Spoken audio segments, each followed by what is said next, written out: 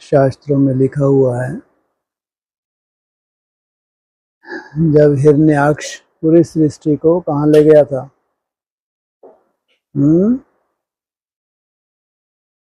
जी, पूरी सृष्टि को पाताल में ले गया था हिरण्याक्ष। तो फिर भगवान ने क्या किया? कौन सी स्थापना की? काशी नगरी की स्थापना की। जब मालूम था कि पूरी सृष्टि कहाँ जा रही है, वो तो त्रिकालदर्शी थे ना, मालूम था कि पूरी सृष्टि कहाँ जा रही है? पाताल में जा रही है।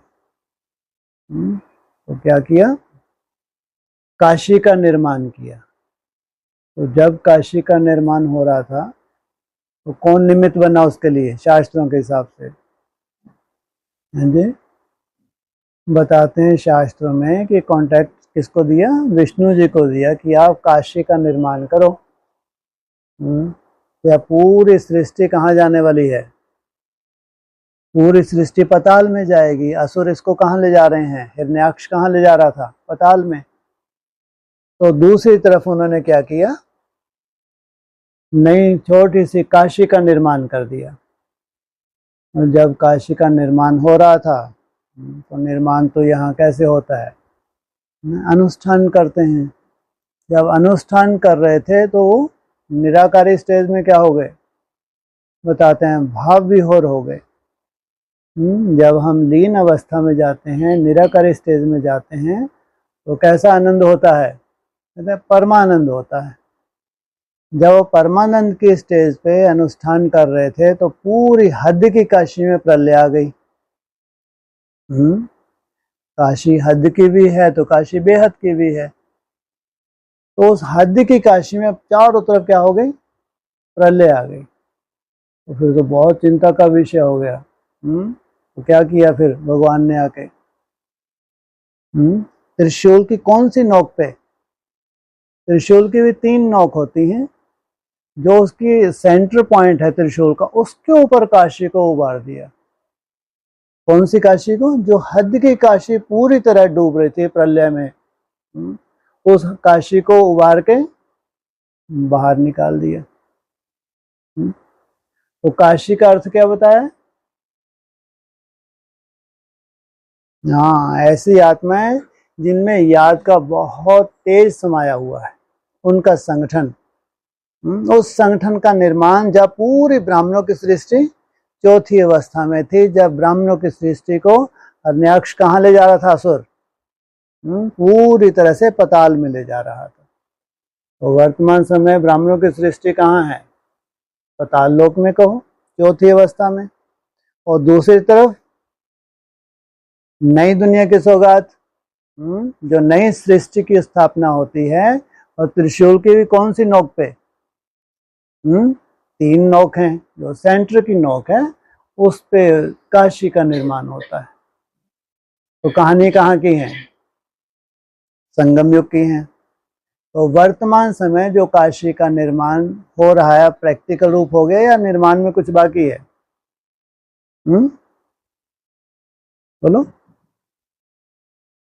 हाँ जी, हो गया। तो प्रलय आ गई हद की काशी में। हद की काशी में प्रलय आ गई है? अभी नहीं आई। तो इसका मतलब अभी अनुष्ठान हो रहा है ना। जैसे जैसे अनुष्ठान पूरा होगा, कहाँ से मालूम पड़ा कि आप पूरी तरह हद की काशी प्रलय में चली गई? कौन सी स्टेज में? तुम्हारी बीज रूप अवस्था और विनाश का बहुत गहरा संबंध है। पहले ब्राह्मणों की दुनिया में कौन सी काशी में? काशी हद की भी है तो बेहद की भी है। दक्षिण भी है तो उत्तर काशी भी है। तो जो बेहद की काशी है, एक हद की, वो पूरी तरह से कहाँ डूब जाएगी? माना जो भी मान मर्तबा है, अगर उसके पास तपस्या नहीं है, तो जब रियलिटी सच्चाई प्रत्यक्ष होती है तो वो पूरी तरह से कहाँ चले जाती है? जैसे कि डूब जाती है। उसका कोई मान मर्तबा नहीं रहता जो लंबे समय से उसको दिया गया था।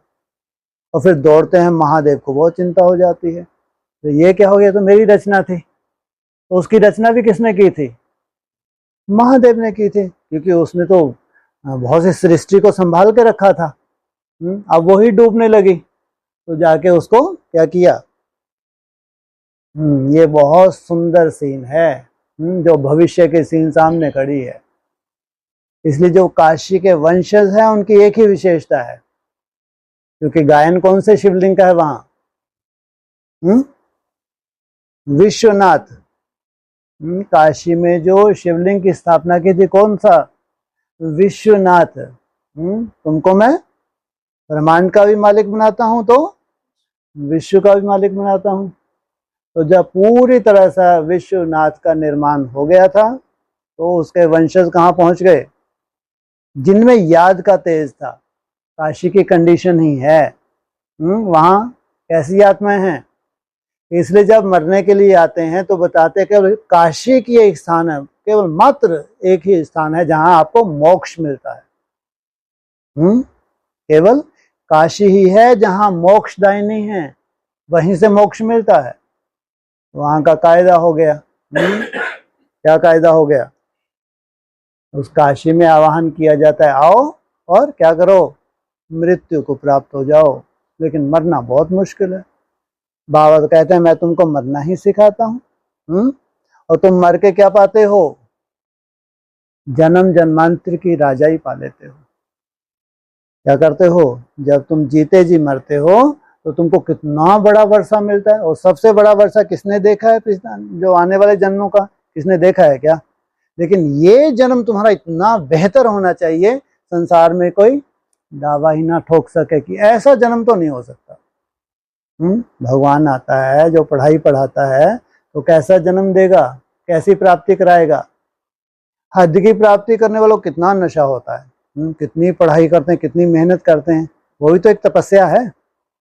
नहीं है? तपस्या करते हैं तो बहुत ऊंच पद पाते हैं। जैसी जैसी उन्होंने तपस्या की है, पढ़ाई पढ़ी है, वैसा उन्होंने क्या किया है, वैसे पोस्टों पे जाते हैं, वैसे स्टेटस भी होता है। ऐसे बिजनेस का भी है, कितनी मेहनत करते हैं, दिन रात एक करते हैं। तो ये भी क्या है? ये भी एक पढ़ाई है।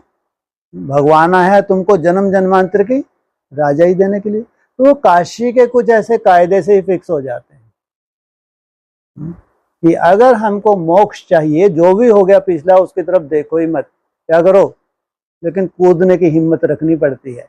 वहां एक बताते हैं कुआं है, वो बेहद का कुआं है, उसमें तुमको कूदना पड़ता है। वहां लगा हुआ खंडा लगा हुआ है, तुम्हारी गर्दन उड़ा देता है पूरी तरह से। ऐसा ज्ञान तुम्हारे सामने आता है, तुम्हारे होशो हवास उड़ जाते हैं। ये कैसे हो सकता है, ये तो बहुत मुश्किल है। कैसा खंडा लगा हुआ है? जब तुम उस कूदते हो, हिम्मत रखते हो उस ज्ञान में, जब तुम कूदते हो तो पूरी तरह तुम्हारे पिछले पाप भस्म। फिर तुमको क्या किया जाता है? एक नई दुनिया की रूपरेखा तुमको थमा दी जाती है। खान पान रहन सहन, यहाँ कितने रोज के लिए आते हैं? ये एक ट्रेनिंग सेंटर ही तो है। क्या है ये? जैसे मिलिट्री के ट्रेनिंग। क्यों भाई, कैसे हैं आप? खो खो तो नहीं कुछ? ठीक, ये भी एक ट्रेनिंग सेंटर है। यहाँ ट्रेनिंग करवाई जाती है कि भविष्य की जो रूपरेखा उसमें आपको रखा जाता है, ताकि आप देख लें क्या भविष्य में इस रूपरेखा में आप रह सकते हैं। यहाँ जैसे 5-7 रोज का 7 रोज का पीरियड है, तो आपने जी के देख लिया तो बहुत बड़ी आफत है। यहाँ तो है फास्टिंग की आफत है, खाने पीने की आफत है, माना बहुत ही सिंपली हर तरह से बस करते रहो, योग योग योग योग, और कुछ है ही नहीं। है कुछ और? कैसी है दिनचर्या? तो ये तुम्हारा एक ट्रेनिंग हो जाती है थोड़ी सी, ताकि तुम एक काशी की रूपरेखा देख सको कि वो काशी जो प्रलय काल में भी कहीं क्या हुआ, उसका एकदम छिटक के ही अलग हो गई थी, एक नई सृष्टि बन गई थी, जिसको कहा था वंडर ऑफ द वर्ल्ड। क्या था वो? वो था वंडर ऑफ द वर्ल्ड। किसने स्थापन किया था? भगवान शिव ने स्थापन किया था।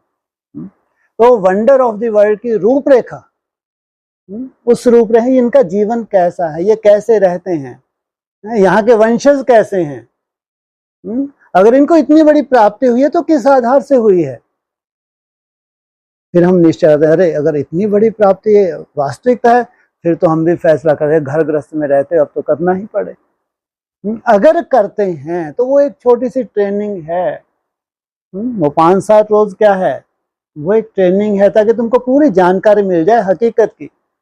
इसलिए कहा यहाँ कोई भी साक्षात्कार नहीं, चलो तुमको यहाँ कोई बहुत बड़े साक्षात्कार हो गए, अपने पार्ट के साक्षात्कार हो गए, भक्ति मार्ग मुर्दाबाद। हर चीज प्रैक्टिकल होगी जो पूरे विश्व मान्यता दे, केवल ब्रह्मा कुमार कुमारी नहीं, पूरे विश्व की मान्यता चाहिए। सच्चाई है तो सच्चाई होती है, जिससे सबसे बड़ी सच्चाई है मन बुद्धि की एकाग्रता। और मन बुद्धि की एकाग्रता का गहरा संबंध है। जो भी तुम्हारे पास है पुराना, जो भी किच्चड़पट्टी है, जो भी आकर्षण है, जिस तरह के भी आकर्षण है, उन सब आकर्षणों से मुक्त होना पड़े। और टाइम भी क्या है, एक लिमिट का टाइम है। और वो सबके लिए फिक्स है, ऐसा नहीं किन्हीं के लिए स्पेशल कोई टाइम मिलने वाला है। जो भी टाइम है एक फिक्स है। क्यों, मुरली का कौन सा पॉइंट है, फिक्स टाइम है। कर्मातीत अवस्था का बहुत गहरा संबंध है विनाश के साथ। और कर्मातीत अवस्था की अगर आपको तिथि तारीख भी ऐसे बेहद के रूप में नजर आने लगे तो बहुत बड़ा चिंता का विषय है। अगर आप ठोक के बोलते हैं ये 3 स्टेप ही हैं तुम्हारी पढ़ाई के, इससे जास्ती तुम्हारे पास गुंजाइश नहीं है। कौन कौन से 3 स्टेप रटे हुए हैं, इतने सुंदर स्टूडेंट हैं? 3 स्टेप हैं बस, इससे जास्ती गुंजाइश नहीं है ही नहीं। और इससे जास्ती सृष्टि के लिए भी गुंजाइश नहीं है। सोचो आप, अगर तुम्हारे पूरी तरह निर्माण हो गया, स्थापना हो गई, जिस लक्ष्य को लेके भगवान इस धरा पे आया था वो पूरा हो गया। अब पूरी सृष्टि का कल्याण मुक्ति में है, जीवन मुक्ति नहीं। जीवन मुक्ति एक छोटी सी, काशी को तो एकदम डिस्कनेक्ट कर दिया, पूरी सृष्टि से अलग कर दिया, और पूरी सृष्टि पाताल लोक में चली गई। तो वर्तमान समय एक तरह से कहते भाई सब कथा कहानी है कहाँ की, सब संगम युग की है। तो जरूर संगम युग पे ही ये पार्ट हुआ है, काशी का निर्माण हुआ है। और उसकी किसकी प्यारी नगरी है ये, शिव की प्यारी नगरी है, देवदेव महादेव की प्यारी नगरी है। वो कहते हैं भक्ति मार्ग में क्या कहते हैं, शिव शंकर, तुम कहते हो बाप दादा, मुरली का पॉइंट है, महावाक्य है। तुम कहते हो बाप दादा, वो कहते हैं शिव शंकर, उसकी प्यारी नगरी है। तो सोचो जैसा वो वैसे उसके वंशज। कैसा दिखाया महादेव को, कैसे निराकार स्टेज में है। तो काशी वासी कैसे निराकार स्टेज वाले होंगे, कितनी मेहनत करते होंगे। ये सब प्रैक्टिकल है। इसलिए वंडर ऑफ द वर्ल्ड जो इसको भगवान ने कहा है, मैं स्थापन करता हूं, ये 7 वंडर्स क्या हो जाएंगे, ये फेल हो जाएंगे, कोई वैल्यू नहीं रहेगी। इतना बड़ा विनाशकाल है। लेकिन जो भगवान अद्भुत स्थापना करते हैं, वो स्थापना पूरे संसार में प्रत्यक्ष होती है। उसके लिए हमको चांस मिलता है। कितने भाग्यशाली हैं, सोचो कितने साधारण हैं आप लोग। लेकिन आपको कितना बड़ा चांस दिया जा रहा है, छोटा चांस है। कभी विचार किया है जी, कितना बड़ा चांस मिला है। और फिर कुछ तो करना पड़ेगा, क्योंकि ये पढ़ाई है। पढ़ाई तो पढ़नी पड़ती है, पढ़ाई को तो धारण करना पड़ता है भाई। इसमें कोई उसका ऊपर वाले का इंटरफेयर नहीं है। बस तुमको एक सच्चाई बता दी, उस सच्चाई को जितना तुम घोटो, जितना जीवन में धारण करो, वही तुमको प्राप्ति हो रही है। इसलिए वो काशी में पूरा सार निकल के क्या आता है, सार माना जैसे ये लीन अवस्था में पहुंच गए, वैसे ही लीन अवस्था में उस ज्योति में हमको समाना है। इसलिए जितने भी वहां के होते हैं उनमें क्या दिखाया है, क्या बताया एडवांस में, सब में एक ही बहुत गहरा बल है जिससे स्थापना होती है, वो है याद का बल। बिना तपस्या के, बिना याद के बल से ना तो स्थापना का कार्य हुआ है और ना ही हो सकता है। और ये तो फाइनल है एकदम। इसलिए कहा है कि समय की भी लिमिट है। तुम अपनी किसी भी कमी कमजोरी की वजह से तुमको एक्स्ट्रा कहीं टाइम मिल जाए, ये तो कायदा नहीं है। क्योंकि अभी जो स्पीड पकड़ रहे हैं तो ये तो आप एक्स्ट्रा ऑर्डिनरी स्टेज पे जा रहे हैं। कैसे माना इनको भी, जो भी होंगे वहां के, उनको भी तो ये अनुभूति होती होगी ना कि हम तो सोचा भी नहीं था 27 तक बाप रे, वो कहाँ से कहाँ आ गए, 27 तक ही सोचो। तो कितनी तेजी से कार्य हो रहा है और कितनी तेजी से विनाश की परिस्थितियां भी हैं। इधर स्थापना और उधर साथ साथ ही चलेगा। पहले स्थापना चाहिए, पहले विनाश नहीं चाहिए, ध्यान रखना, कायदा नहीं है स्थापना हो ही ना और विनाश हो जाए, बिल्कुल नहीं हो सकता। पहले क्या होगा, जितनी जितनी स्थापना होती जाती है उसका फिर क्या हो रहा है इफेक्ट, ब्राह्मणों की दुनिया में चौथी अवस्था में उनका जैसे कि पदों का विनाश हो जाता है। जैसे सोल प्रवेश करती हैं तो अनेक तरह के भगवान भी पैदा होते हैं। जब भगवान पैदा होते हैं तो उनके अपने अपने क्या उन्होंने बांट रखे हैं, पदवी बांट रखे हैं, इसलिए मंदिर मस्जिद गुरुद्वारा सब चलने लग पड़ेंगे। क्या रहेगा, एक ही बड़े से बड़ी जो भगवान ने स्थापना की है, वंडर ऑफ द वर्ल्ड, वो शिवालय रहता है, बाकी सब चलने लग पड़ते हैं। आदि में भी 10 साल का टाइम दिया था, आने वाले 10 वर्षों में भारत में भ्रष्टाचार विकारों का अंत और लक्ष्मी नारायण का राज आ जाएगा। सबको अनाउंस कर दिया था ब्रह्मा बाबा ने।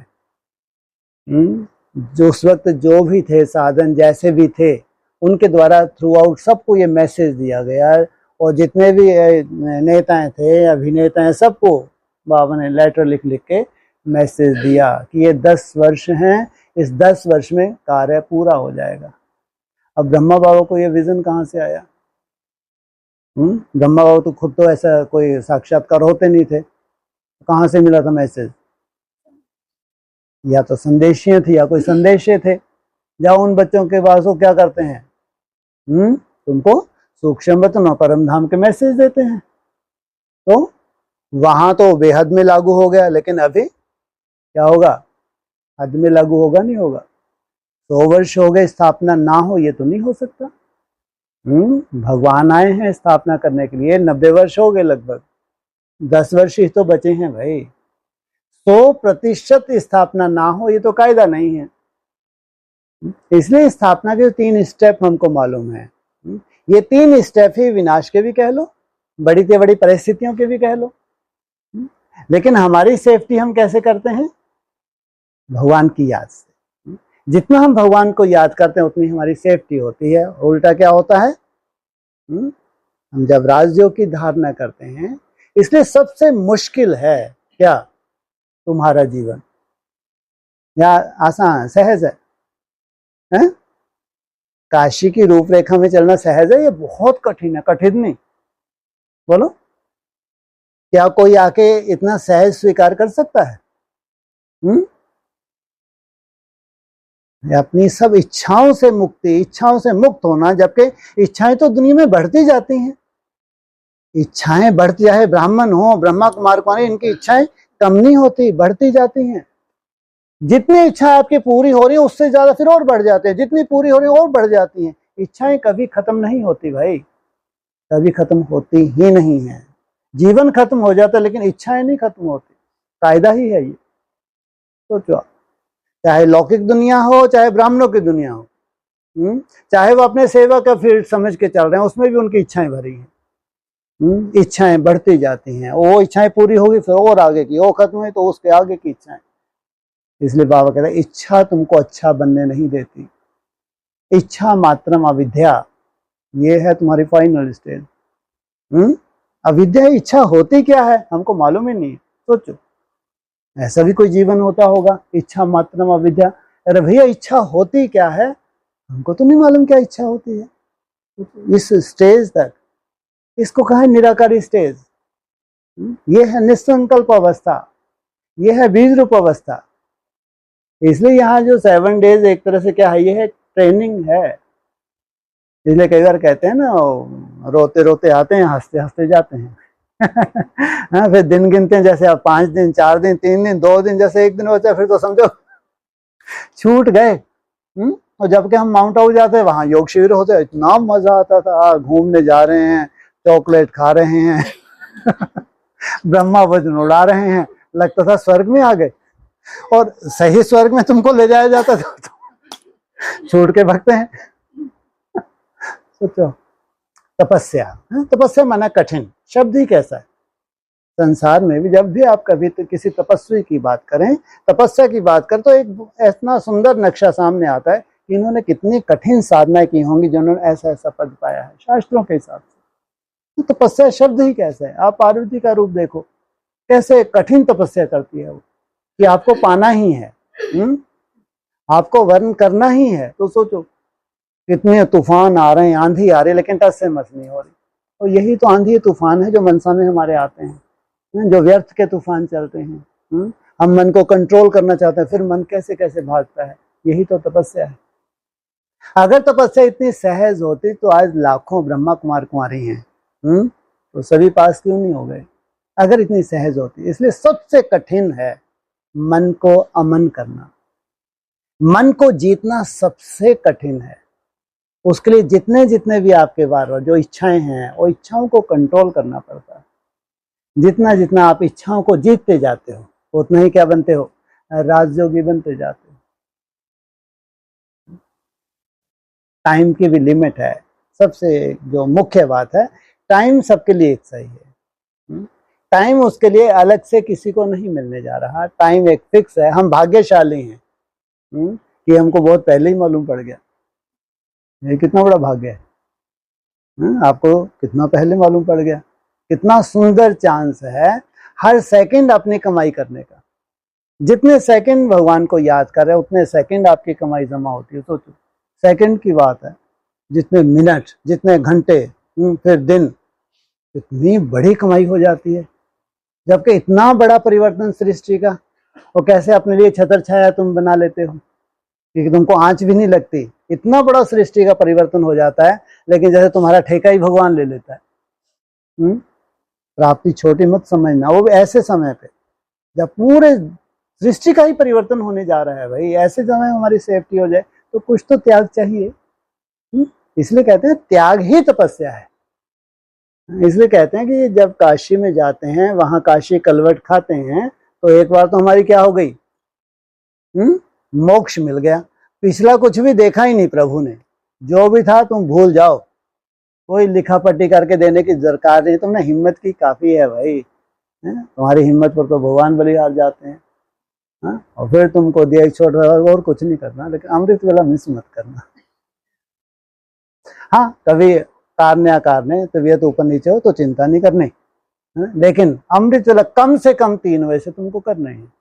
फिर एक छोटी सी डायरी थमा दी, कोई ज्यादा नहीं है कि तुम तो अब इतना बड़ा, तुमको सेफ्टी भी चाहिए, संसार जलने जा रहा है, तुमको बिल्कुल आंच भी नहीं लगनी है, तो कुछ तो करना पड़ेगा, है ना। तो छोटी सी डायरी, इसको कहते हैं, बाबा ने मुरली में बोला है, पॉकेट डायरी रखनी चाहिए, अपनी पॉकेट में रखनी चाहिए, उसको नोट करना चाहिए। मुरली के महावाक्य हैं, तो जो कायदा है काशी का तुमको बता दिया। ऐसे ऐसे ऐसे तुम जब कोई भी किचन में काम करोगे, झाड़ू पोछा करोगे, बाजार जाओगे, ये करोगे, अंदर से करते रहो, मेरा बाबा मीठा धुन लगा दो, पूरी रूपरेखा। फिर और आगे बढ़े, अच्छा तुम खान पीन का भी अब थोड़ा सा, ये थोड़ी सी बड़ी आफत हो जाती है। बाकी तो सब ठीक था, लेकिन ये थोड़ा धीरे धीरे बढ़ते तो मालूम पड़ता है कि ना मिर्ची खानी है, ना कोई मसाला खाना है ना। और उबले हुए भी पता नहीं मिलेगा नहीं मिलेगा आगे चल के ना, पूरा कायदा तुम। क्योंकि अब ये भी तो देखो, सृष्टि मिटने जा रही है, तुमको जीवन मिलना, इतना लंबा जीवन तुमको चाहिए, और दोनों हाथों में लड्डू।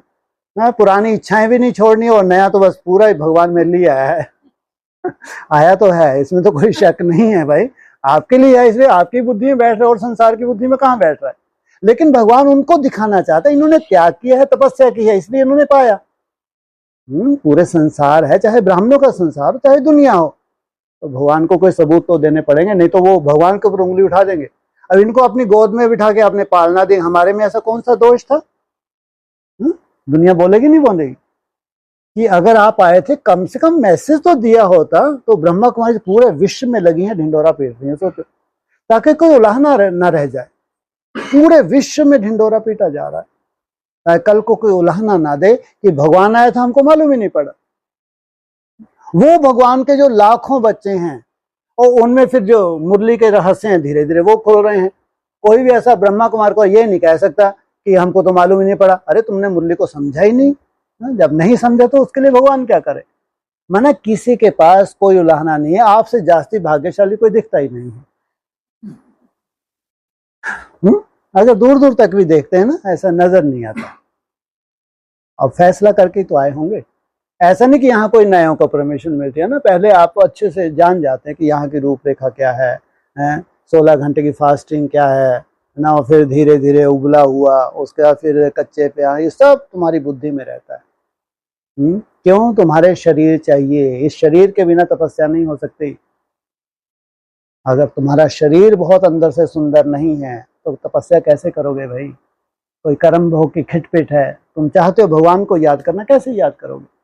आने वाला जो समय कोई साधारण नहीं है, इलाज ही नहीं हो पाएगा। सोचो, ऐसी बीमारियां हैं, ऐसे वायरस हैं, उनका इलाज ही नहीं है, क्या तपस्या करोगे आप? ना इलाज बीमारी बताए हैं मुरली में कि डॉक्टर को इलाज ही नहीं कर पाएंगे। सोचो आप, जो कोरोना का बाप आए, सोचो, और आएगा, कोई टाल के दिखाए। ड्रामा में नून है भाई, ये पॉपुलेशन का कुछ तो करना है, ऊपर वाले को बैलेंस तो करना है ना। उससे पहले तुम कैसे बनाना चाहते हो तुमको, कि तुम तपस्या में कैसे रहो, हाँ, ऐसे रिस्ट पुष्ट बने रहो। कुछ भी व्याधियां आए, बड़ी से बड़ी व्याधियां हैं, लेकिन तुमको कोई असर ही नहीं हो रहा। वो कहेंगे भगवान की कृपा है, कृपा नहीं, इन्होंने बहुत समय बेचारों ने कच्चा खाया 10 साल, कृपा कोई कृपा नहीं हुई। क्या किया है? बुद्धि में इनके ज्ञान समझ बैठ गई थी, आने वाला बहुत समय डेंजरस है, तो इन्होंने फैसला किया इतना डेंजरस है, हमको तो बहुत भगवान को याद करना है, और तन भी कैसे चाहिए, बहुत सुंदर स्वस्थ तन चाहिए। तो इन्होंने बेचारों ने फैसला किया तो निमिष भाई कैसा फैसला किया? हाँ, कोई खास बात नहीं है, हम खा लेंगे, है ना। जब यही जीवन है, इतना सुंदर जीवन है, और हथेली पे तुम्हारे वंडर ऑफ द वर्ल्ड, तो वो वंडर जो भगवान ने खास स्थापन किया तुम्हारे लिए, वहां तुमको ट्रांसफर होना है। तो फिर क्या आगे पीछे सोचे? फिर तो 7 रोज में तुमको पूरा साक्षात्कार करवा देते हैं, ये है जीवन, पूरी जीवन की रूपरेखा ये है। तो इसलिए फिर मुरली में आ गया। तो अगर काशी के अनुरूप तुम्हारी दिनचर्या हो गई तो आप किस दुनिया में जी रहे हो? नई दुनिया में जी रहे हो। फिर तुम्हारा कायदा नहीं है कि तुम पुरानी दुनिया में चले जाओ ना, वो चढ़ेगा। फिर अगर पुरानी दुनिया में जाते हैं तो बोले और ही जास्ती, मुरली के महावाक्य हैं कि फिर जन्म लेके तुम पुरानी दुनिया में गए तो मनसा तुम्हारी इतनी कमजोर हो जाएगी कि अब पकड़ में ही नहीं आ रही। पहले थोड़ी वो पकड़ में आ रही, जातो इच्छाओं के ऐसे गुलाम हो गए तो बाप रे बाप, इतनी कमजोरी बढ़ती, क्योंकि वायुमंडल दिन प्रतिदिन खराब होता जाता है। तो थोड़ी सी कमजोरी को तुम्हारी हवा मिली तो कमजोरी इतनी बढ़ गई कि तुम्हारे जैसे जीवन ही हाथ से निकल गया। तो ऐसे बाबा ने बेहद के समझाया है। काशी नगरी किसके लिए है? स्थापना किसके लिए है? शास्त्र में किसके लिए लिखा है?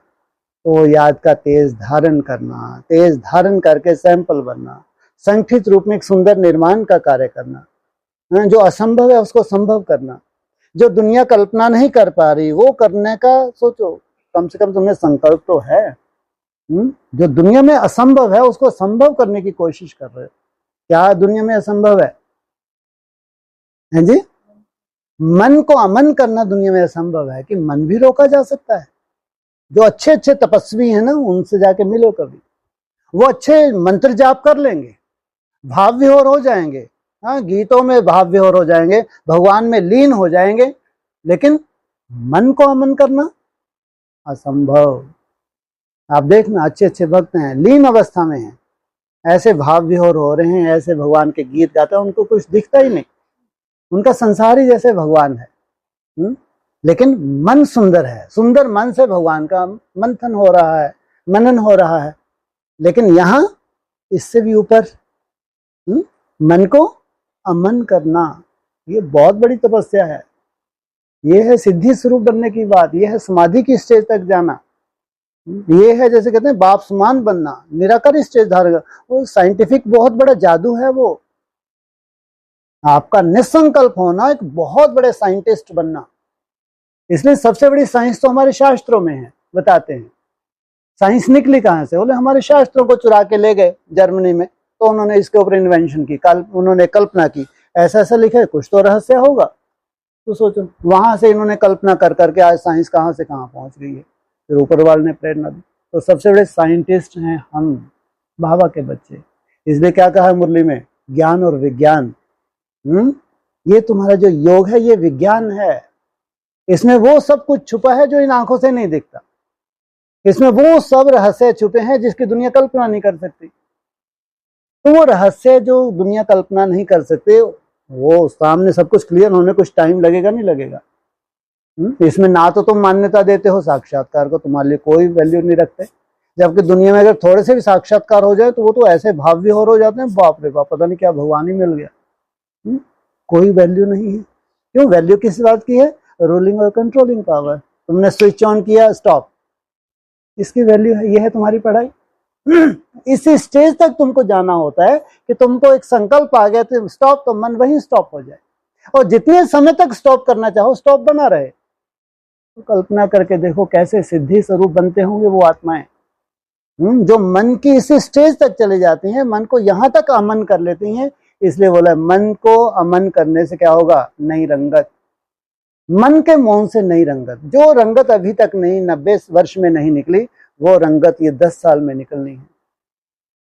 इसी सबके लिए चांस है। यहाँ तो तुमको 7 डेज का क्या एक रूपरेखा दिखाई गई है कि इस रूपरेखा में अगर जीते हो तो मनुष्य आत्मा खुद ही अपना मित्र है, खुद ही अपना शत्रु है। गीता के हिसाब से है ना। अगर हम डिसीजन लेते हैं तो हम जैसे कि अपने लिए मित्र हो गए, अगर वो डिसीजन नहीं लेते जैसे कि अपने शत्रु हो गए। अपना ही तो उत्थान करना है। हमारा भला हुआ तो विश्व का भला हो गया, हमारा कल्याण तो विश्व का कल्याण, हमारा अकल्याण तो विश्व का कल्याण। इसलिए कहते हैं चढ़ती कला तेरे बहाने सर्व का भला। इसलिए बार बार बस समय सबके लिए, वो अलग से नहीं आएगा। इसलिए बोला लास्ट पेपर सबका एक साथ। सन्नाटा छाया और तुम कहां चले गए? परम धाम चले गए। सोचो, एक साथ सबके सब परम धाम वासी बन गए। लेकिन मेहनत भी तो की है। जब तुम परम धाम वासी, वहां तक जाने में जो तुमने हिम्मत नहीं हारी, लगातार जो रहे करते रहे, जबकि तुमको सफलता नहीं मिली है कोई विशेष रूप से। ठीक है, जितना भी तुमने राइज किया है कुछ तो किया है, ऐसा नहीं है कि 27 में कुछ नहीं किया, 31 तक आते बहुत अच्छा गया, लेकिन तो भी जिस स्टेज तक तुमको साक्षात्कार करवाया था उस स्टेज तक नहीं हो। जो तुम्हारे आगे का एक स्टेज रुकी हुई है वो तुम्हारा अभी टारगेट है, वहां तुम नहीं हो। लेकिन जैसे ही वो टाइम पीरियड आता है, कहाँ चले जाते हो? उस स्टेज पे चले जाते हो जो तुम्हारे लिए असंभव थी। इसलिए बाबा भी कहता है कि इसमें धैर्यता बहुत चाहिए। जो याद है, याद के रिजल्ट निकलने में टाइम लगता है, इसमें बहुत धैर्यता चाहिए। और इसमें अक्सर फेल हो जाते हैं। फेल हो जाते हैं कि हिम्मत नहीं रख पाते। फेल होने का मतलब ये नहीं है कि बस वो जो निसंकल्प सही प्रैक्टिस है, वो जब असंभव लगती है तो फिर सिंपली भगवान को याद तो करते हैं, ऐसा नहीं करते, लेकिन वो जो रिसर्च थी उस रिसर्च को कहीं ना कहीं छोड़ दिया। इसलिए जो काशी में अगर हमारे टोटली जो कूदने की बात है, वो अंधा कुआं है, ये सब बेहद की बातें बाबा ने बताई हैं। तो यहाँ संगम युग के सब यादगार हैं।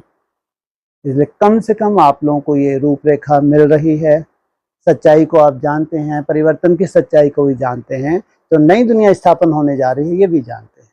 27 तक कितना सुंदर समय है ये भी आप लोगों को एहसास हो रहा है कि 27 तक का समय वंडरफुल समय है। आगे और अच्छा ही होगा, और अच्छा ही होगा।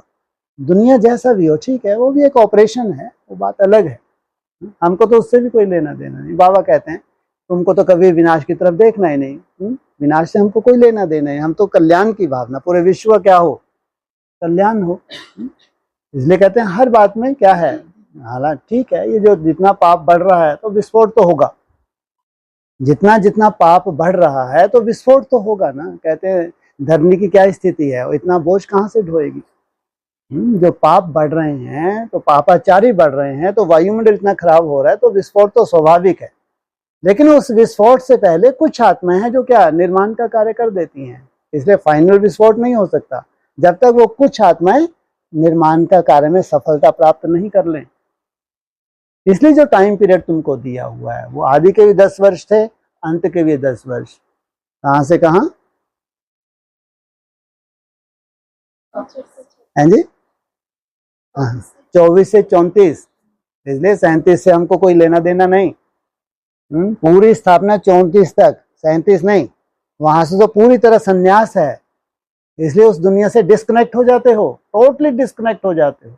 आप वो मर गई दुनिया, एक नई दुनिया में तुम पहुंच जाते हो। इसलिए जैसे आदि में 10 वर्ष का पीरियड दिया था, अंत में कहा कि आदि सो अंत, है ना। और इसमें भगवान में कुछ नहीं चाहिए, ना भगवान तुम्हारा घर बार चाहता है, ना तुम्हारा पैसा चाहता है, कुछ नहीं चाहिए, लेकिन एक चीज तो चाहिए, क्या? मन चाहिए। कुछ नहीं चाहिए। स्थापना के लिए सुंदर मन चाहिए। और तन तुम्हारा खुद के लिए है, अगर तन जितना तुम्हारा स्वस्थ होता है उतना तुम मन मनाभव कर सकते हो, क्योंकि मन मनाभव मुख्य है। जितना तन आपका अच्छा होगा उतना ही तो भगवान को याद कर सकेंगे ना। तन में ही खिटपिट है तो याद कैसे करेंगे? इसलिए जो कुछ भी है भगवान को कुछ नहीं चाहिए, आपके लिए ही है। जितनी आप साधना करते हैं, जितनी इंद्रियों को साधते हैं, जितना भगवान को याद करते हैं, किसके लिए? खुद के लिए। बाकी भगवान का कार्य तो हुआ ही पड़ा है। जितनी हमको समझ मिल रही है स्वयं के लिए है। अगर हम समझदार बन के समय से पहले हमको ज्ञान हो गया तो फिर उस ज्ञान को प्रैक्टिकल में जीवन में धारण करना, इसी में समझदारी। ओम शांति। हाँ जी बोलो।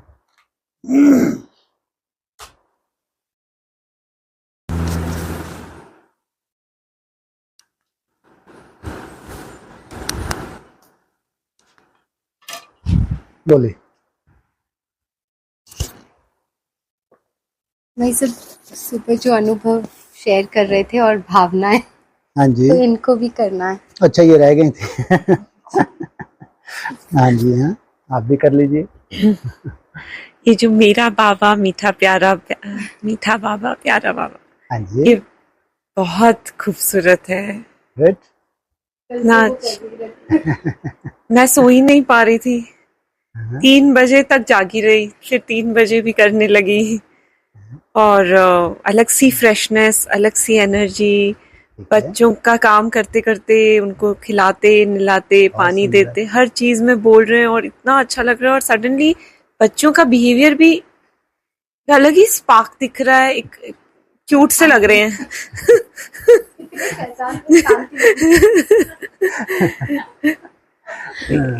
बहुत अच्छा महसूस किया है, बहुत प्यारा, बहुत सुंदर। और मेडिटेशन वाला भी और प्रैक्टिस करनी है मुझे, लेकिन ये जो मेरा बाबा, ये महामंत्र है, प्यारा बाबा, बहुत प्रोटेक्टेड और अच्छा फील हो रहा है, बहुत अच्छा फील हो रहा है। इसलिए हमको दुनिया में क्या हो रहा है हमको कोई लेना था, हम तो अपनी मस्ती में मस्त। घर में हैं तो ऐसा सुंदर वायुमंडल हम बना रहे हैं, हमारी भी सेफ्टी, हमारे परिवार की भी सेफ्टी है। और कितना आसान है, मेरा बाबा मीठा बाबा कोई मुश्किल है? इससे बड़ा कोई महामंत्र नहीं है। सोचो, मैं ऐसे करते करते कर्टन बंद कर रही थी लाइट, तो मेरा बड़ा बेटा देख के बोल रहा है, मम्मा आप क्या कर रहे हो? कहा वही बेटा मैं सब बोल रही हूँ। कहता अच्छा लग रहा है मम्मा, करो। वैसे भी हमेशा करते हैं, लेकिन ये वाले मंत्र से पर्टिकुलरली बहुत बहुत ब्यूटीफुल एनर्जी लग रही है। ऐसा लग रहा है एकदम जैसे वही, जैसे आप बोल रहे हो ना, उड़ के कोई और दुनिया में जैसे पहुंच गए, ऐसी वाली फीलिंग। अच्छा, जो दुनिया है तुम बच्चों के लिए है, तो जब हम याद करते हैं, तपस्या करते हैं, तो उसमें जो अनुभूति है हम लोगों को, ऐसी जो आगे चल के सेफ्टी भी आप लोगों को मिलेगी। जैसे बाबा कहते हैं अच्छे अच्छे जो अनुभव भी करें, वो सबसे बड़ा इतना नशा होगा कि हमारा बाल भी बांका नहीं हो सकता। सोचो आप, इतना नशा कहाँ से आ गया, जबकि पूरी सृष्टि की क्या हालत होने जा रही है। इतना नशा आपको होता है कि हमारा बाल भी बांका नहीं हो सकता। और जहां हम हैं पता नहीं कितनों की सेफ्टी का आधार बन जाएंगे आप। सोचो, जहां आप ये महामंत्र जप रहे हैं तो अपने साथ साथ अनेकों की सेफ्टी कर देंगे। कितना बड़ा महामंत्र है ये आसान है ये। घर गृहस्थ में रहो, अपनी ड्यूटी भी करो और अंदर से धुन लगा दो। हाँ, बहुत बहुत अच्छा लगता है। और थोड़ा वो भी फीलिंग, एक फीलिंग बड़ी अच्छी आई कि जो आत्मा जैसे कहाँ से आई है, कैसे सब अट्रैक्ट हुई इस चीज पर्टिकुलर, इसी चीज पे कि यही जिंदगी है मेरी, यही सब। वो कुछ सॉल्व, कुछ क्लैरिटी दिखी, काफी क्लैरिटी दिखी और बहुत अच्छा लगा। बहुत अच्छा, ये मैं कहते हैं रियलाइजेशन करवाते हैं बाबा। Thank you. हाँ, मोक्ष क्या होता है? शास्त्रों में है मोक्ष अर्थात जन्म मरण से छूट जाना। और इसलिए हमारे तपस्वी जो है खूब तपस्या की है उन्होंने, ताकि हमको इस चक्कर में ही नहीं आना। लेकिन मुरली में बाबा एक शब्द बोलते हैं, इस चक्कर से तो कोई छूट नहीं सकता। जैसे कल ही था कि बुद्ध पार निर्माण गया, और ये गपोड़ा है, भगवान के महावाक्य हैं। माना चक्कर से कोई छूट नहीं सकता, लेकिन वो कहते हैं हमको मोक्ष चाहिए। तो जरूर ये कहाँ का यादगार है? संगम युग का यादगार है। जब चारों तरफ हाहाकार मची हुई थी, चारों तरफ सृष्टि में हाहाकार थी, तो कोई ऐसी आत्मा है जिनको मोक्ष मिलता है। मोक्ष माना वो इस चक्कर से छूट जाती है, परम धाम की स्टेज में चली जाती है। कहते हैं ज्योति ज्योत समाना, मान वो निराकारी स्टेज में, निराकार बन के उस निराकारी स्टेज में समा जाना, उस ब्रह्म में लीन हो जाना, वो वर्तमान समय हमारे संगम युग का यादगार है। जो ललायत हैं, हिमालय में चले जाते हैं, गुफाओं में चले जाते हैं, जैन धर्म में सोचो कितनी कठिन तपस्या है जैन मुनियों की, और ये दिगंबरों की कितनी कठिन है। इनका लक्ष्य एक ही है, बस हमको पार निर्वाण जाना है, मोक्ष चाहिए। जबकि वो इतनी तपस्या से उनको क्या फल मिलता है? फिर जन्म होता है, बहुत श्रेष्ठ घर में जन्म होता है, बहुत अच्छा वो सुख भोगते हैं, लेकिन फिर उनको वैराग आता है, फिर वो तपस्या करते हैं। बाकी तपस्या का फल सदा ही श्रेष्ठ मिलता है, लेकिन यादगार है संगम युग का। संगम युग में हम जो तपस्या की है, निराकारी स्टेज में गए हैं, तो हम उस ब्रह्म में लीन हुए हैं, उस ज्योति में लीन हुए हैं। वो यादगार जो शास्त्रों में है वो है संगम युग में वर्तमान समय का गायन है, ज्योति ज्योत समा गए। बाकी बाबा ने कहा कोई भी इस चक्कर से छूट नहीं सकता, इस चक्कर में तो सबको आना ही है। हाँ, ये बात अलग है, जो बहुत वैल्यूएबल एक्टर्स हैं वो चक्कर में आएंगे, लेकिन हर जन्म बहुत वंडरफुल पार्ट प्ले करेंगे। जैसे कहते हैं हीरो पार्ट होता है, तो वो क्या करता है? तो ऐसे तुम जन्म जन्मांतर के हीरो पार्टधारी हो, तो चाहे सत्युग हो, चाहे त्रेता, चाहे द्वापर, चाहे कलयुग, तो आप हीरो पार्ट ही प्ले करेंगे। जैसे भक्ति मार्ग का 500 वर्ष पहले है ना, भक्ति मार्ग शुरू, तो उसमें भी हीरो थे। जैसे मीरा को कहो, रैदास को कहो, तुलसीदास को कहो, ये हीरो थे भक्ति मार्ग के। माना जिस फील्ड में रहोगे आप, उस फील्ड में आप हीरो पार्ट प्ले करोगे, ये कहता है बाबा। तो ये है राजयोग। बाकी कोई ऐसे छूट नहीं सकता, चक्कर में सबको आना है। लेकिन वो अनुभूति की कल्पना करके देखो, जब हम उस ज्योति में समाते हैं जिससे बड़ी कोई भी प्राप्ति नहीं है, वो अनुभूति कैसी होगी? शिव के समान बन जाना। वो कहते हैं आत्मा सो परमात्मा, आत्मा सो परमात्मा होती नहीं है, लेकिन आत्मा शिव का ही स्वरूप धारण कर ले। सोचो, आत्मा इतनी निराकारी स्टेज में चले जाए कि उसमें कोई तुम्हारे में भेद ना रहे, जैसे वो परमात्मा वैसे तुम बन जाओ। ये केवल संगम युग पे होता है, उस लीन अवस्था का। तो इसलिए बोला, मुरली में कुछ दिन पहले आया था ना, बहुत नामी ग्रामी है सन्यासियों का, जो ब्रह्म में लीन होना, ज्योति ज्योत समाना, उनका योग बहुत नामी ग्रामी है। वो नामी ग्रामी योग हमको कब मिलता है? जब हम संन्यास धारण करते हैं, एकदम डिस्कनेक्ट हो जाते हैं, तब जाके उस ज्योति में हम समाते हैं। वो उससे बड़ी कोई प्राप्ति नहीं है। जब वो ज्योति में समाते हैं तो पूरे रहस्य आपके लिए ओपन हो जाते हैं, पूरे विश्व के रहस्य ओपन हो जाते हैं, पूरे वर्ल्ड के, पूरी सृष्टि के ही कहो, चाहे अंतरिक्ष भी क्यों ना हो। ब्रह्मांड कहाँ तक है, ब्रह्मांड में परमधाम की स्टेज कैसे है, सूक्ष्म वतन की कैसे कैसे स्टेजेस हैं, और पृथ्वी के अंदर क्या कुछ क्या रहस्य छुपे हुए हैं, सब के सब तुम्हारे लिए ओपन हो जाए। मतलब जो भगवान जानता है वो सब जानकारियां आपको मिलती हैं। सोचो आप, कितनी बड़ी रिसर्च है ये है उस ज्योति में समाना। तो ज्योति में तो पूरी सृष्टि उसी से तो उत्पत्ति हुई है ना। जिस ज्योति से सृष्टि की उत्पत्ति हुई है, तो उस सृष्टि की जानकारी आपको लगता है हमको चाहिए। वो केवल संगम युग है जब वो सृष्टि का रचयिता आता है, पहले तो कभी आया ही नहीं था। जब वो आएगा तब तुमको आप समान बनाएगा। फिर जब तुम उसके समान बनते हो तो पूरे सृष्टि के जो भी रहस्य है तुम्हारे लिए खुल जाते हैं। तो वो स्टेज है ज्योति ज्योत समाना। माना आप कैसे बन गए? और निराकारी स्टेज में चले गए। जैसी वो ज्योति है शिव, वैसे ही आप बन गए। उसको कहते हैं ब्रह्म में लीन होना, ज्योति ज्योत समाना। और इसलिए बाबा ने कहा ऐसे कोई छूट नहीं सकता इस ड्रामा में। वो मोक्ष की कामना करते हैं, लेकिन मोक्ष की बात यहाँ पे है। एक समय पे हम ऐसी स्टेज पे जाते हैं, सबसे डिटैच हो जाते हैं, क्योंकि शिव तो सबसे डिटैच है। इसलिए कहा जितना तुम न्यारा बनते हो उतना ही प्यारा बनते हो। सोचो, जितना जितना तुम न्यारा बनते जाते हो उतना ही तुम प्यारा बनते जाते हो। न्यारा माना शिव जैसा बनना। शिव तो निराकार है, वो न्यारा है, सबका प्यारा है, पूरे विश्व का प्यारा है। चाहे हिंदू है, मुस्लिम है, सिख है, सही है, सब उसको कैसा प्यार से याद करते हैं, न्यारेपन की वजह से। अभी हम भी जितना न्यारा बनते उतना सबके प्यारे बनते हैं। इसलिए मोक्ष ऐसे बाबा ने मना किया, किसी का होता नहीं है, लेकिन यादगार संगम युग की है। अब ये मोक्षदायिनी ही है, ये जो काशी की बात चल रही थी वो मोक्ष काशी में आके मिलता है। काशी में हमको विधि मिलती है कि हम उस स्टेज का अनुभव करें कि वास्तव में मोक्ष क्या होता है, कैसी स्टेज होती है, जिसके लिए बोला है ये स्वर्ग के सुख कागविष्टा समान है। सोचो आप, मोक्ष की स्टेज इतनी ऊंची स्टेज है कि स्वर्ग के सुख कागविष्टा समान। सोचो किन्होंने बोला, जिन्होंने मोक्ष के लिए पुरुषार्थ किया, इतनी ऊंची स्टेज है, वो सब संगम युग का यादगार।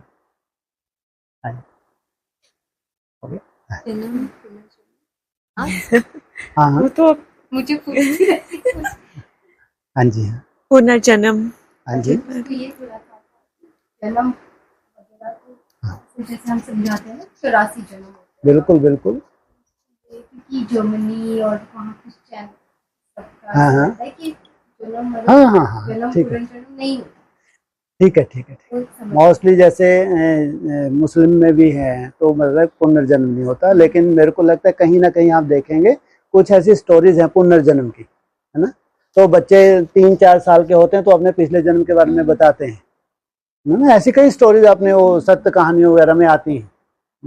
तो ये तो है, पुनर्जन्म सबका होता है। उनको जो कहा जाता है, खासकर मुस्लिम में भी है और जो दूसरे हैं, तो उनको ये माना कि जब हम शरीर छोड़ते हैं तो फिर हम जो कब्र में हमको दफन कर दिया जाता है, तो फिर कब्र से आपको कौन आएगा, जो धर्म पिता आएगा, वो आपको कब्र से निकालेगा। फिर उससे आपने जो भी पुण्य या पाप कर्म किए उस हिसाब से या तो स्वर्ग में भेज दें या नरक में, दोजक में भेज देंगे, या वो जो जन्नत में भेज देंगे, ऐसा वो मानते हैं। लेकिन हकीकत यह है कि वो भी पुनर्जन्म में आता है। उनका ये जैसे हमको कहते हैं कि स्वर्ग सिधारना है हमको। अब लोग हिंदू धर्म में ये मेहनत करते हैं, बहुत पूजा पाठ करते हैं कि नहीं भगवान हमको स्वर्ग जाना है, तो उनको इस रूप से है कि यही जन्म है, एक ही जन्म है आपको, इसके बाद आपको कब्र में चला जाना है। उस कब्र में फिर जब धर्म पिता आएगा तब जाके आपका फैसला होने वाला है। जब आपको एक ही जन्म दिया तो आपको लगता है यार इसको सफल कर लें। एक्चुअली उसके पीछे यही है कि जब एक ही जन्म है तो इसको हम सफल कर लें, क्यों ना पुण्य करें, क्यों ना भगवान को बहुत याद करें। तो इसलिए बाकी पुनर्जन्म का जो एक बना हुआ है वो तो सब धर्म वालों के लिए है। इसलिए सत्य कहानी में आगे चल के कुछ ऐसे मुस्लिम भी मिल जाएंगे जो अपने पुनर्जन्म को देख लेते हैं ऐसे कहीं ना कहीं। नहीं तो आप देखो कितना कोई बच्चा पैदा हो रहा है, मान लो जन्म से अंधा पैदा हो रहा है, और कोई इतने गरीब घर में जा रहा है कि माँ बाप बेचारे मजदूरी कर रहे हैं, कोई साहूकार घर में जा रहा है, तो कायदा है क्या? अगर एक ही जन्म होता है तो सबको एक साथ अच्छा जन्म मिलना चाहिए ना, है ना। जब जन्म ही एक होना है तो कायदा ये कि सबको श्रेष्ठ जन्म मिलना चाहिए। लेकिन देखो बेचारा कोई बच्चा कहाँ कैसे, तो इसका मतलब इनके पिछले जन्म के कर्मों की वजह से इनका जन्म हो रहा है। ये हमारे शास्त्रों में है जो हमारा पुनर्जन्म होता है। अच्छा, ये कॉन्सेप्ट तो सभी में है, चाहे मुस्लिम हो चाहे क्रिश्चियन हो, उनमें भी तो बच्चे पैदा हो रहे हैं, कोई कैसे कोई कैसे, कोई गरीब घर में कोई अमीर घर में, तो जरूर उनका भी तो पुनर्जन्म रहा होगा। नहीं तो ये तो बहुत बड़ा अनर्थ हो गया। मान लो किसी मुस्लिम को बेचारे गरीब घर में बच्चे को जन्म दे दिया, जहाँ खाने पीने की भी दिक्कत है, एक दो बादशाह के घर जन्म ले लिया, तो कितनी बड़ी तो मुसीबत हो जाएगी, भगवान के ऊपर उंगली उठेगी। ऐसा आप क्यों कर रहे हैं, है ना। जरूर उनके अपने अपने कर्म रहे हैं, पिछले जन्म के जो उन्होंने कर्म रहे हैं उस आधार से उनका जन्म हुआ है सभी धर्मों में, चाहे हिंदू हो चाहे मुस्लिम हो सिख हो ईसाई हो। हमारे यहाँ कहते हैं 84 लाख योनियां होती हैं। हमारे यहाँ क्या कहते हैं, वो तो पुनर्जन्म को नहीं मानते, चलो अच्छा ही है, लेकिन हमारे यहाँ थोड़ी बहुत नहीं, 84 लाख योनियां। और उसका कहते हैं जब 84 लाख योनियां भोग लेते हैं फिर एक मनुष्य का जन्म मिलता है। सोचो, अरे फिर तो अच्छा मिलना चाहिए ना जन्म, हम इतना भोग कर आए हैं तो कम से एक जन्म तो अच्छा मिलना चाहिए, है ना। हाँ, ये हकीकत नहीं है। तो हकीकत भगवान आके बताते हैं संगम युग में तुम्हारे ज्यादा से ज्यादा 84 जन्म होते हैं। उस 84 जन्म की कहानी यहाँ आके भगवान बताते हैं। यो सतयुग में तुमने कितने जन्म लिए, त्रेता में कितने, द्वापर में कितने, कलयुग में कितने जन्म लिए, ये पूरी भगवान। लेकिन फिर ये आया कहाँ से, सवाल ये उठता है कि ये सब कुछ आया कहाँ से, कि हमने तो शास्त्रों में ये पढ़ा है ना, जो भगवान सर्वव्यापी नहीं है या 84 लाख, शास्त्रों में कहाँ से आया। द्वापर युग में जब हमने साक्षात्कार किए वहां से ये शास्त्र लिखने शुरू हुए। अगर हिस्ट्री में भी देखेंगे तो वेद व्यास जी की हिस्ट्री जो अगर देखा जाए जो शास्त्रों की है, लगभग 2-2.5 वर्ष पुराने हैं हमारे शास्त्र जो है। अब शास्त्र में ये रचनाएं जो भी रची गई, लेकिन फिर धीरे धीरे जो बाद में आए हैं व्यास गद्दी पे, उन्होंने इसका बहुत विस्तार कर दिया। जैसे मान लो 84 लाख योनिया का उसमें क्या बताया जा रहा है कि भैया अगर तुम ऐसे कर्म करोगे तो ये बनोगे, ऐसे तो ये, तो एक भय पैदा किया ताकि अच्छे कर्म करें, माना हमारे कर्मों में सुधार बना रहे, कोई पाप कर्म ना हो। तो हमको एक बताया गया कि ऐसे होंगे तो ऐसा फलानी योनि में जाएंगे, ऐसे तो फलानी योनि में जाएंगे, पाप करेंगे तो ये होगा वैसा होगा। लेकिन आज किसी को कोई परवाह नहीं, भाई भाई का ही खून कर रहा है। ये ही दशा 2000 वर्ष पहले आ जाती अगर शास्त्रों में हमको भय ना दिखाया होता। माना वो गलत नहीं था, उसकी जरूरत थी। जो पतन आज हमारा हो गया ना, यही पतन कब ना 2000 वर्ष पहले हो जाता। इसमें कुछ भी गलत नहीं है, चाहे सर्वव्यापी बात आती है, चाहे 84 लाख योनि की बात आती है, वो समय अनुसार जो भी एडिशन किया गया उसमें हमारा फायदा ही था। हमारे अंदर एक भय पैदा किया गया और उस भय से क्या हुआ, हमने अच्छे कर्म किए, भगवान की खूब भक्ति की, लेकिन वो रियलिटी नहीं थी। सच्चाई तो एक ही बार जब कल्प का अंत होता है तब भगवान आते हैं, भगवान ही आके सच्चाई बताते हैं। वो सच्चाई कि ना तो मैं सर्वव्यापी हूँ, ना ही 84 लाख योनियां होती हैं, ना ही आत्मा से परमात्मा होता है।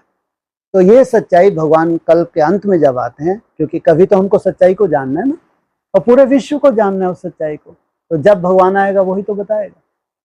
तो यही सबसे बड़ी सच्चाई है कि कल्प के अंत में जब भगवान आते हैं तो ही पूरे शास्त्रों का सार आके बताते हैं, तभी हमारी सदगति होती है। बाकी तो जितने भी ये प्रश्न थे स्वाभाविक हैं, लेकिन उन्हीं को बाबा ने अभी जो बेहद में ज्ञान के हिसाब से हर बात को क्लियर किया है कि कैसे भक्ति मार्ग शुरू हुआ, कैसे भक्ति का फिर अंत होता है, कैसे उससे हमारी तामसिक अवस्था आती है, भक्ति कैसे व्यभिचारी होती है, कैसे हमारा डाउनफॉल होता है, फिर आके भगवान हमको अव्यभिचारी बनाता है, एक शिव की भक्ति सिखाता है। फिर उस शिव को याद करने से हम वापस नर से नारायण, नारी से लक्ष्मी, मनुष्य से देवता पद पाते हैं। बाबा ने आके बताया। और कुछ? जी हाँ जी हाँ। जो 60,000 अव्यक्त आत्माएं है जी 60,000 जो अव्यक्त 60,000 हाँ जी 60,000 हाँ जी हाँ बिल्कुल। हम बोल रहे हैं कि अव्यक्त आत्माएं है। अब ये साकार मुरली में है। हाँ हाँ जी तो वो क्या हम ऐसा समझे कि वो मोक्ष में ही रहते हैं? हाँ बिल्कुल ठीक है। मोक्ष में नहीं कहें तो वो उनके अव्यक्त शरीर हैं, मोक्ष किसी को नहीं मिलता, उनके अव्यक्त शरीर। हाँ ठीक है, वो यहाँ आके उन्होंने पार्ट प्ले नहीं किया, लेकिन उनके अव्यक्त शरीर रहे हैं और उनको कोई पहचान नहीं मिली है। लेकिन ये तो कहेंगे कि द्वापर युग से लेके कलयुग अंत तक हमने जो जो भक्ति की है, तो भक्ति का फल तो हमको मिला है, नहीं मिला? मिला है ना। तो अव्यक्त आत्मा ने कुछ तो किया है, हमारी बैकबोन बनी है, वो हमारी सेफ्टी की है उन्होंने। तो सत्युग और त्रेता में वो अव्यक्त ज्योतिर्लिंग उनकी जरूरत ही नहीं है, कोई जरूरत ही नहीं है। लेकिन ये भी ध्यान रखना है कि जैसे जैसे समय पास होता गया तो उनके भी पुण्य क्षीण होते गए। वो ऐसा नहीं कि तरोताजी बनी हुई है, जितना आपको भक्ति का फल दिया है धीरे धीरे उनके भी पुण्य क्षीण हो गए। और फिर जो कलयुग का अंत आता है, इस वक्त जो ब्रह्मा भोजन गए तरसते हैं ब्रह्मा भोजन को, तो कौन सा ब्रह्मा भोजन है? याद का ब्रह्मा भोजन है। और उनकी भी बैटरी चार्ज होती है आपके साथ। सोचो आप, उन अव्यक्त आत्माओं को भी आप चार्ज करते हैं, कितनी बड़ी बात है ये शास्त्रों में लिखा है। जब हम यज्ञ तप रचते हैं तो इसका होम किनको मिलता है? देवताओं को मिलता है। तो बेहद की बात है, कितनी बड़ी बात है ये। इसलिए उनको पहचान भी संगम युग पे मिलती है और उनकी बैटरी चार्ज भी हमारे साथ साथ। जितना हम निराकार स्टेज में टिकते हैं तो जैसे कि वो हमारे पूर्वज हैं, उन पूर्वज को जैसे कि होम मिलता है, उनको जैसे कि भोजन मिलता है। आत्मा भोजन क्या है? ये जो एनर्जी है ये उनको मिलती है, उनको खुशी होती है, वो आपकी सेफ्टी करते हैं। संगम युग पे इतना बड़ा डिस्ट्रक्शन और आपकी सेफ्टी कौन करता है? वो अव्यक्त आत्मा भी आपकी सेफ्टी करती हैं। और उनका बहुत वंडरफुल पार्ट है, 50-60 वर्ष के लिए आती हैं वो, ऐसा भी बोला मुरली में। ये 50-60 हजार आत्माएं 50-60 वर्ष के लिए आती हैं। ठीक है, थैंक्स डे है तो हमें उनका भी रोज ही करना चाहिए रोज ही करना चाहिए कि वो दिखती नहीं है लेकिन सहयोगी तो हैं। हाँ जी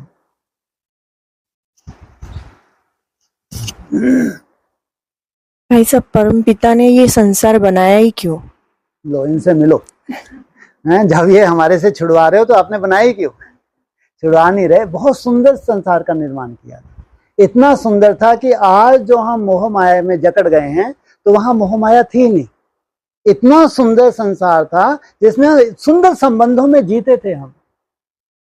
ये जो व्याधि है ये वहां नहीं थी। ये 5 सबसे बड़ी व्याधि हैं, काम, क्रोध, लोभ, मोह, अहंकार, सबसे बड़ी व्याधि बताया है ये वहां थी ही नहीं। सोचो आप, इतनी सुंदर सृष्टि की रचना की थी। आप जिनको आप भगवान मानते से राम है, कृष्ण है, इनको आप भगवान मानते हो, सोचो इनसे सृष्टि की शुरुआत हुई है तो कितनी सुंदर रचना रची होगी। ऐसी रचना किसको अच्छी नहीं लगेगी। मनुष्य को देवता बना देना ये भगवान का कर्तव्य है। और वो सृष्टि 2500 वर्ष तक चले जहां कोई दुख शांति नहीं है। और ये आपका आखिरी जन्म सबसे कमजोर जन्म है। इसमें थोड़ा सा आपको छोड़ना पड़ा तो लगता है बनाई ही क्यों, हमें दिया ही क्यों जो आपको छोड़ना छुड़वाना है। और वही मन बुद्धि से छुड़वाता है। कभी किसी फर्ज को मना नहीं किया। ये बोला तुम याद करो मैं सेफ्टी करूंगा, तो नहीं तो अपने फिर बनाई। उनकी पहले से क्या सोच आई होगी कि मुझे ये सृष्टि बनानी है, मनुष्य बनाना है। एक्टर हैं, पार्टी प्ले नहीं करे तो काहे के एक्टर। अगर आपने बहुत सुंदर एक्टर हैं तो मजा तब है भैया स्टेज पे जाके एक्ट करो, नहीं तो अव्यक्त रूप में ही रह रहे हैं ना कुछ तो खाना तो है, उनका ना एंटरटेनमेंट हुआ ना। तो है वो तो उनका एंटरटेनमेंट हुआ ना। नहीं नहीं लो आनंद आपने लिया, वो तो साक्षी है। तो वो तो ऐसे देखिए उनके पास रखते तो क्या प्रॉब्लम आती है उनको। वो अब तुम तंबूरे जैसे जड़वत, परम धाम में आपकी अवस्था जड़वत है। हाँ तंबूरे ही हैं, जड़वत हैं। भगवान को भी अच्छा नहीं लगे जैसे मैं वैसे तुम भी, चलो नीचे कुछ आनंद लो। साकार में ही आनंद होता है, व्यक्त में थोड़ी आनंद होता है। और रूल्स रेगुलेशन भी बना दिए। हैं जी, रूल्स रेगुलेशन भी बनाए उन्होंने। वो लास्ट के लिए द्वापर युग से आपको धीरे धीरे क्या हुआ, रावण राज धीरे धीरे शुरू, एकदम से रावण राज नहीं आया, ध्यान रखना। जो देवता धर्म की आत्मा है वो तो अंत तक भी हम अपने को थाम के रखे। भक्ति उनकी इतनी श्रेष्ठ होती है, भक्ति भी सतो प्रधान होती है आपकी, इसलिए भक्ति से आप थमे रहते हैं। आप हिस्ट्री में जो राजाएं हुए इनमें क्या तकलीफ, देखो कैसे राजाएं हैं और कितनी उनके साथ संपत्ति है। आप हिस्ट्री में देखो ना, चंद्रगुप्त मौर्य का देखो, महाराणा प्रताप 500 वर्ष पहले, और भी ले लो, अशोक की हिस्ट्री देखो, जितने कितने रॉयल हैं भाई। ये सब देवता ही तो हैं ये। मानो सोचो द्वापर कलयुग में भी आप इतनी रॉयल्टी से रहे हैं और कह रहे हैं क्यों बनाई। आनंद खूब ले लिया, अब लास्ट समय में वो मांग रहे सब कुछ छोड़ क्यों बनाई। ये नहीं देख रहे कि इतना जन्म जन्मांतर जो आनंद दिया वो नहीं दिख रहा, और ये छोटा सा लास्ट में मुसीबत ही हो गई। नष्टो मोह होना सबसे बड़ी मुसीबत है। हाँ जी, क्वेश्चन है और हाँ जी,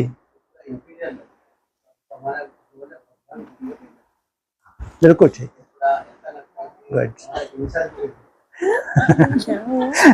लेकिन ये ध्यान रखना, जिन देवताओं को शास्त्रों में जिक्र है वो प्रैक्टिकल देवता जिनका पूजन होता है उनको हम लोग भगवान के रूप में ही मानते हैं।